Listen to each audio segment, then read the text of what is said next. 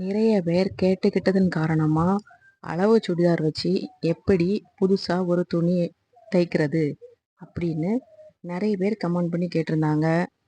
தனியாக ரிக்வஸ்ட் பண்ணியும் கேட்டிருந்தாங்க. ஸோ அதுக்காக தான் இந்த வீடியோ. நான் வந்து பேட்டர்ன் போட்டு தான் தைப்பேன். ஆனால் அந்த அளவு சுடிதார் வச்சு தைக்கிறது எப்படி அப்படின்னு அவங்க கேட்குறாங்க. ஏன்னா பேட்டர்ன் போட்டு தைக்கிறதுங்கிறது அவங்க எல்லாருக்கும் புதுசாக இருக்கும். ஒரே நாளில் எல்லாத்தையுமே அவங்க கற்றுக்க முடியாது. அதனால அவங்க கேட்குறதும் ஒரு வகையில் நியாயம்தான். அதனால அவங்களுக்கு ஒரு வேளையில் அவங்க துணியை அளவு எடுத்து தைக்கலாம், அல்லது புதுசாக அளவு எடுத்து தைக்கலாம்னு ஒரு ஐடியா இருக்கும். இப்போ அந்த அளவு துணியை வந்து எப்படி வைக்கணும் அப்படிங்கிறத பாருங்க. இப்போ நம்ம பக்கம் இருக்கிறது வந்து மடக்கி வச்ச துணி, ஆன் ஃபோல்டு. இப்போ மடக்கி வச்சிருக்கிற துணி வந்து நம்ம பக்கமாக இருக்கணும். அப்படி வச்சுட்டு அதுக்கு மேலே அளவு துணியை அப்படியே கொஞ்சம் கூட அங்கே இங்கே அசையாமல் கரெக்டாக அதுக்கு மேலே வச்சு மேட்ச் பண்ணி எங்கேயுமே சுருக்கமே இல்லாமல் நீட்டாக நீளமாக போட்டு வச்சுக்கணும். இப்போ பார்த்தீங்கன்னா தையல் ஒரு அளவில் வரும், அதோட கட்டிங் இன்னொரு அளவில் வரும். இப்போது தையலுங்கும் போது உள்பக்கமாக ஒரு 1/4 இன்ச்சு உள்ளே விட்டு வெட்டணும் அப்படின்லாம் இருக்குல்ல. அது வந்து தையல் அளவு வந்து எதில் நம்ம தைக்கணுமோ அது வந்து தையல் அளவு. இப்போ கட் பண்ணுற அளவு எப்படின்னா அதை தாண்டி 1/4 இன்ச்சு, 1/2 இன்ச்சு சீம் அளவுன்னு சொல்கிறோம்ல, அதுதான் கட்டிங் அளவு. இப்போ தையல் அளவு எப்படிங்கிறத நாம் வந்து சைடில் லைட்டாக வந்து மார்க் பண்ணி எடுத்துக்கலாம். ஏன்னா நான் வந்து இவங்களுக்கு தனியாக வந்து அளவு எடுத்தேன். அந்த அளவும் இந்த அளவும் மேட்ச் ஆகுதான்னு செக் பண்ணணும். அதுக்காக தான் இப்போ லைட்டாக ஒரு மார்க் பண்ணிக்கிறேன். இப்போ ஒயிட் பென்சிலுங்கிறதுனால அது கொஞ்சம் கிளியராக தெரியலை. இப்போது நீங்கள் மார்க் பண்ணும்போது இப்போது இந்த சுடிதாரில் வந்து எங்கேயுமே சுருக்கமே இல்லாமல் நீட்டாக எடுத்து வச்சுக்கணும். அதுக்காக கை பக்கத்தை நேரே வச்சுட்டு நார்மலோட துணியை சுருக்கி வைக்கக்கூடாது. டாப் வந்து நம்ம கை அட்டாச் பண்ணுறதுக்கு முன்னாடி வச்சுருக்கும் போது எப்படி கட் பண்ணால் எப்படி இருக்குமோ அதே போல் டாப் வைக்கணும். கை பக்கம் வந்து சுருங்கிருக்கலாம். ஏன்னா கையை நம்ம தனியாக தான் அட்டாச் பண்ண போகிறோம். அதுக்கு முன்னாடி உள்ளதை தான் துணியை கட் பண்ண போகிறோம். இப்போ ஓப்பன் எது வரைக்கும் அப்படிங்கிறத சைடில் மார்க் பண்ணிக்கோங்க. அப்புறம் ஓப்பன் எவ்வளோ மடக்கி தைக்கணும் அப்படிங்கிறதையும் மார்க் பண்ணிக்கோங்க. இப்போது நான் வந்து 1 இன்ச்சு மார்க் பண்ணியிருக்கிறேன். இதே போல் நீங்களும் கரெக்டாக 1 இன்ச்சு மார்க் பண்ணிக்கோங்க. சரியா? கீழே வரைக்கும் மார்க் பண்ணிவிட்டு எந்த லெங்த்தில் வேணுமோ அதே லெங்த்தில் வச்சு டேப் வச்சு கரெக்டாக அளந்து லைட்டாக சின்ன சின்னதாக மார்க் பண்ணிக்கோங்க. உங்களுக்கு தெரிகிற மாதிரி சாக் பீஸோ அல்லது கலர் பென்சிலோ அல்லது இப்போது நிறைய ஆன்லைனில் வந்து கலர் கலராக பென்சில் கிடைக்குது. அது மாதிரி எந்த பென்சில் கிடைக்குதோ அதை வச்சு நீங்கள் மார்க் பண்ணிக்கோங்க. இப்போ அர்ஜெண்ட்டாக பண்ணால நான் வந்து பென்சில் வச்சு மார்க் பண்ணியிருக்கிறேன். அது எனக்கு தெரியுது, உங்களுக்கு இந்த வீடியோவில் பார்க்குறப்ப தெரியலை.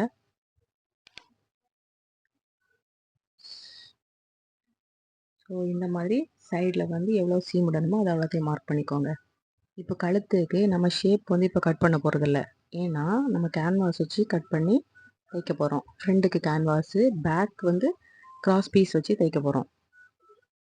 ஆனாலும் ஷோல்டர் ஜாயின் பண்ணுறதுக்கு எவ்வளோ இடம் வேணும் அப்படிங்கிறத நீங்கள் தனியாக ஒரு அவுட்லைன் மாதிரி போட்டுக்கோங்க. அதுக்கப்புறமா அதில் ஒரு 1/2 இன்ச்சு சீமுக்கும் சேர்த்து விட்டு லைட்டாக ஒரு மார்க் பண்ணி வச்சுக்கோங்க. ஏன்னா இதுக்கப்புறம் கேன்வாஸ் வந்து வைக்கும்போது அதுவும் இதுவும் கரெக்டாக ஒன்று போல் இருக்குதா அப்படின்னு சொல்லி மேட்ச் பண்ணி பார்க்கணும்ல, அதுக்காக தான். இப்போ பார்த்தீங்கன்னா ஆம்ஹோல் டெப்த்து பார்த்துக்கலாம். ஆம்ஹோல் டெப்த் வந்து இதில் 6 காமிக்குது, பட் ஆனால் 6 வச்சா வராது. ஸோ 7 வரைக்கும் வைக்க வேண்டிய அவசியம் இருக்கும். ஏன்னா இப்போ இதில் எப்படின்னா இப்போ ப்ளவுஸுக்கெல்லாம் மாதிரி இப்போ ஃப்ரீ ஹேண்டில் தைக்கிறவங்க ஒரு 5.5 போடு 6 போடு அப்படின்ற மாதிரி தைப்பாங்க. ஆனால் ஃபார்முலா அப்படி பார்த்தோன்னா கொஞ்சம் குண்டாக இருக்கிறவங்க அல்லது வந்து கை கொஞ்சம் பல்காக இருக்கிறவங்களுக்கெல்லாம் அப்படிலாம் வச்சு தைச்சா வராது. ரொம்ப சுருங்கி கையை ஒட்டினாப்பில் இருக்கிற மாதிரி இருக்கும். அது நம்ம ஆம்ஹோலை கொஞ்சம் டெப்த்தாக கீழே வரைக்கும் கூட எடுக்கலாம். 7, 7.5 வரைக்கும் எடுக்கலாம். அப்போ தான் நம்மளுக்கு வந்து இந்த கை பக்கத்தில் சுருக்கம் வரும்ல, கையை நம்ம தூக்கும்போது அந்த ஆம்ஹோல் பக்கத்தில் சுருக்கம் வராமல் இருக்கிறதுக்கு அந்த மாதிரி டெப்த்தை வந்து கீழே வரைக்கும் கொண்டு வரும்போது அப்படி சுருக்கம் வராது. ஸோ நான் அதனால் இதில் வந்து 7 எடுத்திருக்கேன். இப்போ ஃப்ரெண்ட் ஆம்ஹோலுக்கு வந்து பாதி வரைக்கும் மார்க் பண்ணி 1/2 இன்ச்சு உள் பக்கமாக குளித்து இந்த ஃப்ரெஞ்ச் கவ் வச்சு மார்க் பண்ணிக்கணும்.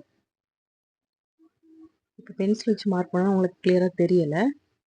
இப்போ 10லேருந்து 11க்குள்ளாடி வரணும். எனக்கு இது வந்து 11 வருது. 11 மார்க் பண்ணியாச்சு. இதுக்கப்புறமா தைக்கும்போது சப்போஸ் சின்ன ஆல்ட்ரேஷன் வேணால் பண்ணிக்கலாம். ஆனால் நம்ம செஸ்ட் மெஷர்மெண்ட் எடுக்கும்போது கரெக்டாக இருக்கணும். இப்போ அந்த ட்ரெஸ்ஸில் வந்து 11 இருந்தது. அதே 11 இந்த ஜாயின் பண்ணுற இடத்துல வரணும். அந்த மாதிரி மார்க் பண்ணி எடுத்துக்கணும். இப்போ அதுக்கு கீழே வெயிஸ்ட் மெஷர்மெண்ட்லேயும் நான் வச்சுருக்கிற அளவும் இந்த துணியில் உள்ள அளவும் இதில் வந்து கரெக்டாக இருக்குதா அப்படின்னு சொல்லி மார்க் பண்ணி கரெக்டாக மேட்ச் ஆச்சுன்னா அதை வந்து மார்க் பண்ணிக்கோங்க. கட் பண்ணுறதுக்கு முன்னாடி ஒரு தடவைக்கு 2 தடவை செக் பண்ணி பார்த்துக்கோங்க. அப்படி இல்லைன்னா கட் பண்ணதுக்கு அப்புறம் அது நம்மளுக்கு ஃபுல்லாகவே எனக்கு ஒரு மாதிரி என்ன சொல்கிறது வேஸ்ட்டாக போன மாதிரி ஆயிரும். அதனால கட் பண்ணுறதுக்கு முன்னாடி கொஞ்சம் கான்ஃபிடெண்ட்டாக எல்லாத்தையும் செக் பண்ணி பார்த்துட்டு அப்புறம் கட் பண்ணுங்கள். ஓகே, இப்போ நான் ஷோல்டர் கட் பண்ணுறேன். நெக் பீஸ் வந்து கட் பண்ணல. ஆனால் எதில் ஜாயிண்ட் வரணுமோ அந்த இடத்துல மட்டும் லைட்டாக ஒரு கர்வ் பண்ணிக்கிறேன். ஏன்னா இதே இடத்துல தான் நம்ம கேன்வாஸ் வைக்க போகிறோம். இப்போது இதில் பேக் சைடுக்கு பேக் ஆர்ம் போல் ஒரு 1/2 இன்ச்சு சீம் விட்டு கட் பண்ணியிருக்கிறேன். இதில் மேலே இருக்கிற 2 பீஸ் வந்து ஃப்ரெண்டு, அதனால் அதை மட்டும் தனியாக தூக்கி பிடிச்சி அதில் ஒரு 1/4 இன்ச்சு ஆல்ரெடி நம்ம கர்வை வரைஞ்சிருக்கோம்ல, அந்த கர்வ் மெஷர்மெண்ட்டை அதில் கட் பண்ணி எடுத்துக்கலாம். ஏன்னா இது வந்து ஒரே மாதிரி இருக்கனால ஃப்ரண்ட்டும் பேக்கும் எதுன்னு தெரியாது. அதுக்காக ஒரு சின்ன நாச் கொடுத்துருக்கேன். இதுக்கப்புறம் சைடில் 1 இன்ச் விட்டுருக்கிறேன். அதையும் சேர்த்து கட் பண்ணி எடுத்துக்கலாம். கேமராவில் கொஞ்சம் தெரியலை, ஆனால் நான் எதில் மார்க் பண்ணி வச்சுக்கிறேனோ அதில் நான் கட் பண்ணுறேன். உள்பக்கமாக ஒரு பென்சில் மார்க் இருக்குது, வெளிப்பக்கமாக இருக்கிறது கட் பண்ணுறது. சப்போஸ் இதில் ஏதாவது ஒரு போர்ஷன் உங்களுக்கு புரியலை தெரியலை அப்படின்னா நீங்கள் கமெண்ட் பண்ணி தாராளமாக கேட்கலாம். அப்படி இல்லைனா என்னோடய இன்ஸ்டா பேஜில் ப்ரைவேட்டாக மெசேஜ் பண்ணுங்கள், நான் உங்களுக்கு ரிப்ளை பண்ணுறேன்.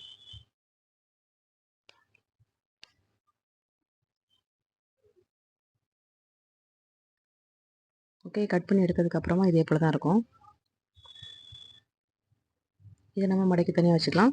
இதுக்கப்புறம் இதே பீஸ்லையும் கை கட் பண்ணலாம், ஆனால் அது சின்னதாக இருக்கும். அப்படி இல்லைன்னா சென்டராக ஜாயிண்ட் வர மாதிரி இருக்கும். ஆனால் அவங்க அப்படி விரும்பலை, ஃபுல்லாக தனியாக தான் ஸ்லீவ் கட் பண்ணோம். இதுக்கப்புறமா கீழே ஒரு பீஸ் இருந்துச்சு, அந்த பீஸில் 3/4 ஸ்லீவ் வந்து கட் பண்ணதுக்கு இடம் இருந்தது. ஸோ அதில் நம்ம 3/4 ஸ்லீவ் கட் பண்ணிக்கலாம். கரெக்டாக மடக்கி போட்டுக்கு மடக்கிட்டு அங்கேயே சுருக்கமாக இருக்கிற மாதிரி வைக்கக்கூடாது. அப்படி சுருக்கம் இருந்ததுன்னா மெஷர்மெண்ட் வந்து கரெக்டாக வராது, அளவும் கரெக்டாக வராது. இப்போ இந்த கையில் மேல் பக்கத்தை அந்த துணியில் வந்து மேல் பக்கத்தில் வச்சுக்கணும். அது வந்து ஆன்ஃபோல்டு, அது வந்து மடங்கி இருக்கும். ஸோ அதில் கீழ்ப்பக்கம் பேஸில் மார்க் பண்ணிக்கணும். அப்புறமா கீழ்ப்பக்கம் தையல் இதில் வருதோ அதிலே மார்க் பண்ணிக்கணும்.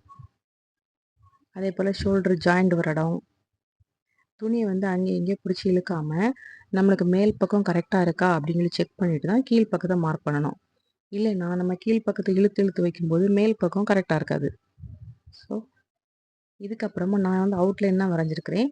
இதுக்கப்புறம் அந்த ஆர்ம் ஹோல் வந்து நம்ம கர்வ் பண்ணி கட் பண்ணுவோம்ல, அது வந்து நம்ம ஃப்ரெஞ்ச் கர்வோ அந்த கர்வ் ஸ்கேல் வச்சு அதை கட் பண்ணிக்கலாம். அப்படி இல்லைன்னா உங்களுக்கு ஃப்ரீ ஹேண்டில் அதே போல் ட்ரா பண்ண தெரியும்னா அப்படி ட்ரா பண்ணி வர எடுத்துக்கலாம். இப்போ நான் கொஞ்சம் டார்க்காக தெரியறதுக்காக பென்சில் வந்து கரெக்டாக மார்க் பண்ணுறேன். மடக்கி தைக்கிறதுக்காக 1 இன்ச். இப்போது இந்த லைன்லேருந்து இப்படி க்ராஸாக லைன் போட்டுட்டு இதில் இந்த ஸ்கேல் வச்சு மார்க் பண்ணிக்கலாம். இப்போது ஃப்ரண்ட்டையும் பேக்கையும் ஒரே சைடு மார்க் பண்ணிவிட்டு கட் பண்ணும்போது அதில் கொஞ்சம் சின்ன வித்தியாசத்தை காமிச்சு கட் பண்ணி எடுத்துக்கலாம். அப்படி இல்லைன்னா உங்களுக்கு புரியறது கஷ்டம், நம்ம திருப்பி போட்டு கட் பண்ணும்போது. இப்போது நீங்கள் பாருங்கள், கவனமாக பாருங்கள். இப்போ நான் பேக் சைடு பின்பக்க கையை கட் பண்ணியிருக்கிறேன்.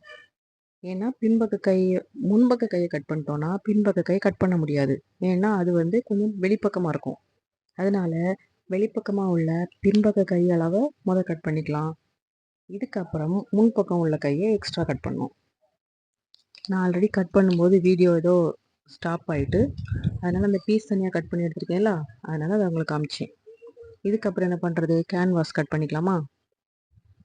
கழுத்து பக்கம் எவ்வளோ இருந்துச்சு, 3.5 வீதியில் 6 இன்ச்சு டெப்த்தில் ஒரு ஸ்கொயர் மாதிரி போட்டுக்கலாம்.